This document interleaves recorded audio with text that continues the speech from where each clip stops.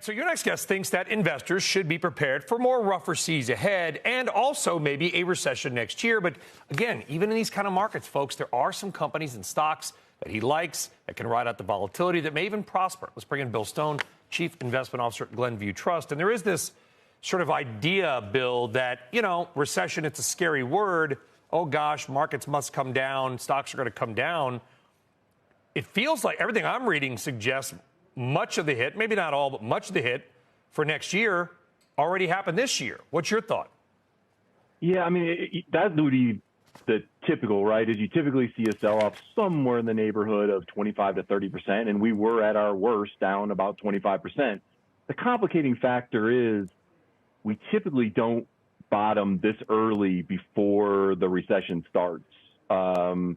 So now that doesn't mean that it doesn't happen, right? I mean, these kind of streaks are meant to be broken, but it makes me a little mindful, particularly when you have a stock market and a bond market that are really, glued together, right? I mean, it's like today, right? Stocks and bonds down together through all of November. You had stocks and bonds up together, and the currency's thrown in there.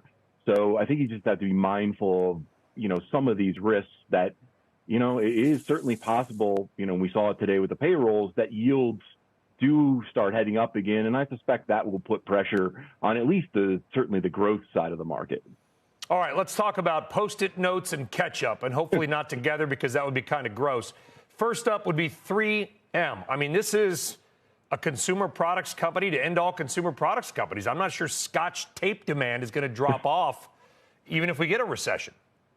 Yeah, and they have a lot of other industrial products and things that you don't think of, right? But you're right. I mean, the beauty of 3M is they own all these patents, and frankly, they just make very good products that people are willing to pay a premium for. And as a shareholder, that's a great thing. Now, the not so great thing is they've got a couple litigation issues hanging out there. That's why the stock's as cheap as it is, and it yields 4.7%.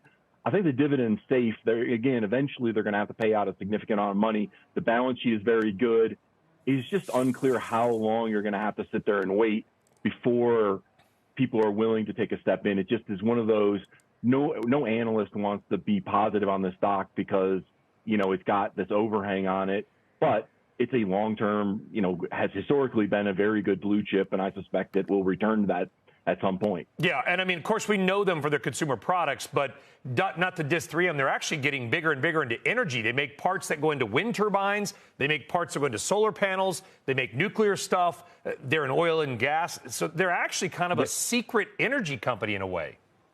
And they do healthcare. They do, auto repair, all the things to make things easier and better.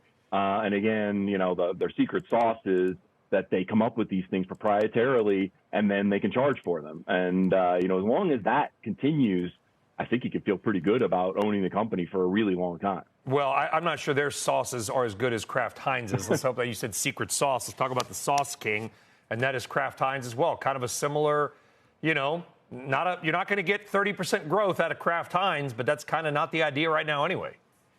Yeah, and it's been a dog for a while. Yep. Part of it was people got excited about it because Buffett put a good bit of money into it. He even admits he paid too much for the stock because just food companies just aren't as good as they used to be.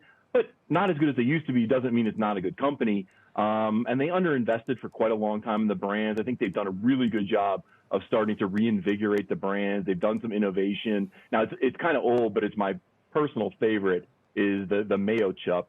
So, which is really that combo of mayo and ketchup in one bottle, which I like. It built a better body for me. I know that. You're flexing. I could see it, Bill. But there's a lot of interesting innovation, that I think will do just fine. And, you get a dividend of 4% along the way. They may be able to pass along some price increases. It's kind of one of those sneaky recession plays because likely if there's recession, people might eat at home more, and that would obviously go right into their wheelhouse as well. By the way, we are going to be live in Brussels, Belgium on Monday morning. You mentioned mayonnaise. Mayonnaise is for fries, not ketchup. Mayonnaise is the way to go. Bill Stone, Glenview Trust, thank you very much. Thank you.